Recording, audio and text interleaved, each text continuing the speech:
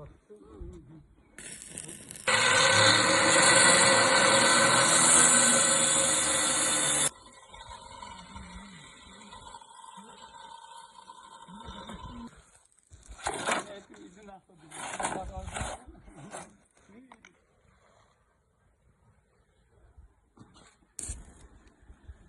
alaykum o'zimning ahli YouTube ishbosmatlari, Mobil Metal Works kanalining obunachilari va kuzatuvchilari.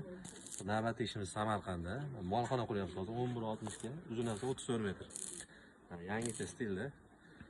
Endi eski material degan nima esa, konteyner materiali baquvvat, tekshiruvlardan o'tgan, shunaqa mahkam, mo'shniy. Kimda shunaqa ishlar qiziqtirsa yoki ma'lumot kerak bo'lsa, ekran chiqib turgan qisqa telefon raqamlarini tashlashingiz mumkin.